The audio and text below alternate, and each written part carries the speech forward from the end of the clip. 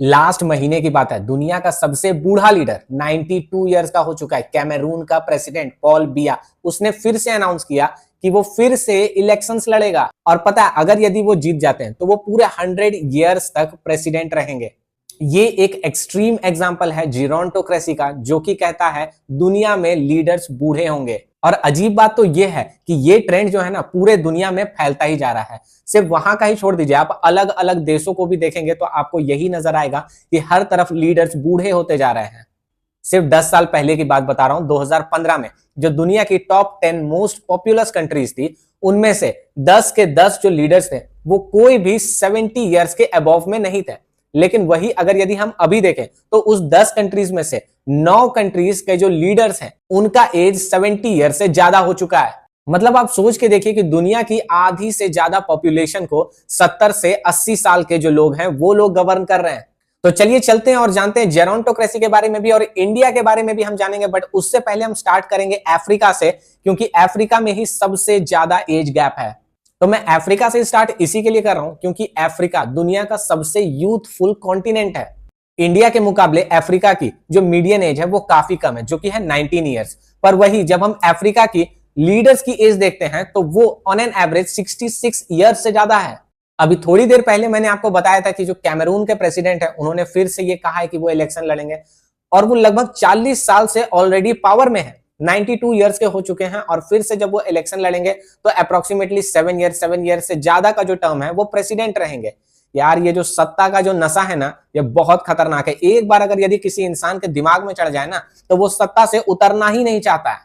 Uganda का तो नाम आप लोगों ने सुना ही होगा। वहां के जो प्रेसिडेंट है युवेरी मुसावेनी, उनका जो एज है वो 80 इयर्स प्लस जा चुका है और वो लगभग 1986 से कंटिन्यूअसली पावर में है। फिर आइवरी कोस्ट के अलासेन अवतारा, इनका एज 83 ईयर से ज्यादा हो चुका है और फिर भी वो अभी तक इलेक्शन लड़े ही जा रहे हैं और रुकने का नाम भी नहीं ले रहे हैं। कॉन्गो, इक्वेटोरियल गिनिया, जिम्बाब्वे, ये सारे जो देश है, इन सभी देशों में जो बूढ़े लीडर्स हैं वही है। ये लोग काफी दशकों से पावर में ही हैं और अपनी कुर्सी छोड़ना ही नहीं चाह रहे हैं। ये तो उन सारे कंट्रीज की सीन हो गई जिन कंट्रीज में डेमोक्रेसी नहीं है। बट अगर यदि हम डेमोक्रेसी वाले कंट्रीज की बात करें तो उनमें भी सेम चीज लागू है। जैसे कि लाइबेरिया के जोसेफ बोखाई, 80 ईयर से ज्यादा साल हो गया उनका। नाइजीरिया के बोला तिनुबू, इनका एज 73 इयर्स प्लस है।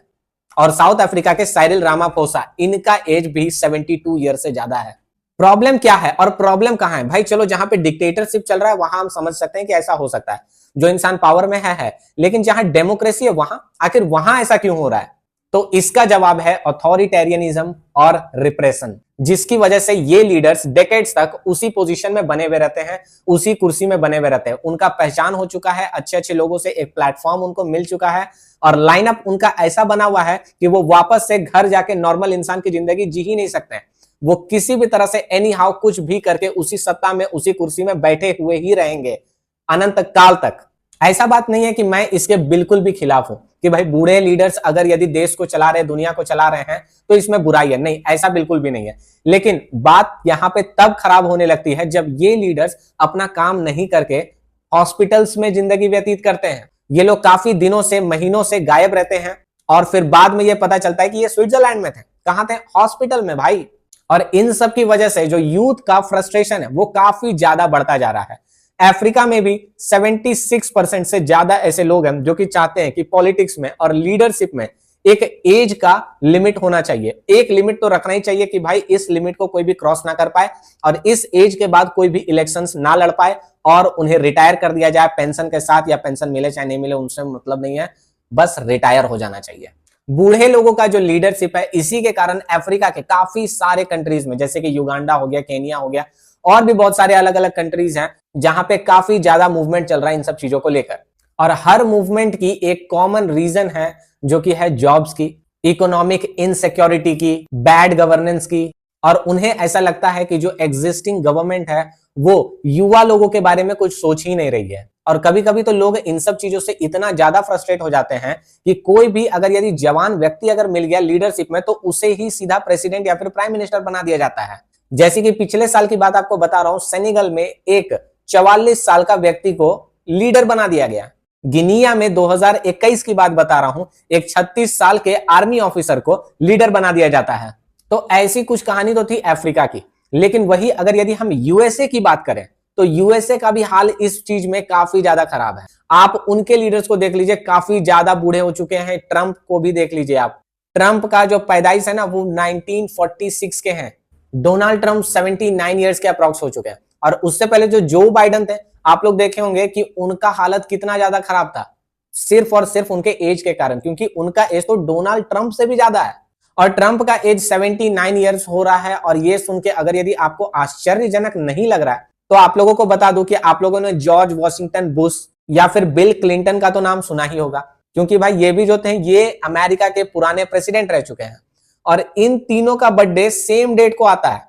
सेम डेट कहने का मतलब ये है कि भाई सेम ईयर आता है, जो कि है 1946। और जब मैं यूएसए की बात कर रहा हूं तो मैं बात सिर्फ ट्रंप और जो बाइडेन की ही नहीं करूंगा। पूरे यूएसए का जो लेजिस्लेटिव असेंबली है ये दुनिया की सबसे ओल्ड बॉडीज में से एक है। यहाँ पे दुनिया के सबसे बूढ़े बूढ़े लोग बैठे जाते हैं। 1980s के बाद से वहां की जो मेंबर्स की एज है वो काफी ज्यादा बढ़ चुकी है और यंग पॉलिटिशियंस बिल्कुल कम होते जा रहे हैं, क्योंकि अमेरिका में पॉलिटिशियन बनने के लिए आपके पास बहुत ज्यादा पैसा होना चाहिए। बिल्कुल इंडिया की ही तरह वहां पे भी टिकट का जो दाम होता है वो काफी ज्यादा आप मान सकते हैं। और यंग लोगों के पास में इतना ज्यादा कैपेसिटी नहीं होता है कि वो पॉलिटिक्स में जा सकें और इलेक्शंस लड़ सकें। और भाई देखो, जिनके पास में पैसा है उन्होंने पैसा बनाया बिजनेस से, वो लोग सोचते हैं कि वो लोग बिजनेस में ही सही हैं, वो लोगों को इलेक्शंस में उतरने की जरूरत नहीं है। और जो लोग इलेक्शंस में उतरना चाहते हैं और अगर उनके पास थोड़ा सा भी अगर कम पैसा है तो यार वो उतर ही नहीं सकते हैं। आप सोच के देखिए, ट्रंप का एग्जांपल ले लीजिए यार, ये इतना पैसे वाला आप लोग सोच ही सकते हैं। इंडिया में उसका जो फ्लैट है वो बिकता है 5 करोड़ से अबव में। आप लोगों ने सुना होगा ट्रंप टावर का तो नाम आप लोगों ने सुना ही होगा। दिल्ली, बंबई ऐसे ऐसे बड़ा बड़ा जगहों में उसका टावर्स बिकता है, ठीक है। और अगर यदि उसमें से कुछ फ्लैट ना बिकने लग जाए तो वो क्या कहता है कि India is a dead economy, कुछ ऐसा ही बोलता है ना।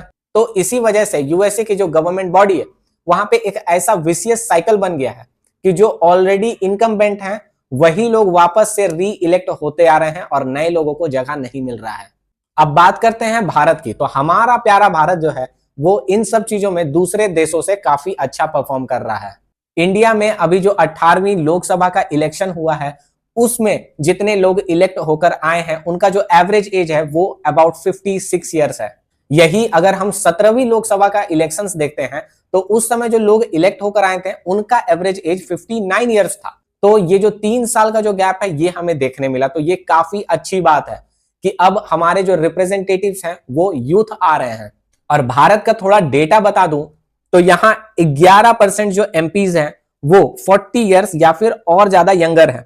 38% ऐसे लोग हैं जो कि 41 से 55 ईयर्स के बीच में हैं और 52% ऐसे एमपीज हैं जिनका एज 55 ईयर्स से ज्यादा है। और भारत में ओल्डेस्ट एमपी जो है वो है टी.आर. बालू जिनका एज 82 ईयर्स है और यंगेस्ट एमपी है पुष्पेंद्र सरोज जिनका एज 25 ईयर्स है। बट ये तो बात थी इंडिया की, बट आप जेरोंटोक्रेसी को जो है नेग्लेक्ट बिल्कुल भी नहीं कर सकते, क्योंकि अब दुनिया का डेटा अगर आप देखेंगे तो मैं आपको बता दे रहा हूं कि तुर्की के जो एर्डोगान है वो 71 ईयर्स के हैं, चाइना के Xi Jinping 72 years, Narendra Modi का एज 74 ईयर, इजराइल का बेंजामिन नेतन्याहू का एज 75 ईयर्स, यूएस के ट्रंप का एज 79 ईयर्स और ईरान के अल खमैनी का एज 86 ईयर। तो ये चीज जो है प्रूफ करता है कि दुनिया में जेरोंटोक्रेसी काफी तेजी से बढ़ रहा है और दुनिया में जो बूढ़े लीडर्स हैं उन्हीं की संख्या कंटिन्यूअसली बढ़ती जा रही है। आप लोगों का क्या विचार है इसमें जरूर बताइएगा नीचे कमेंट सेक्शन पे।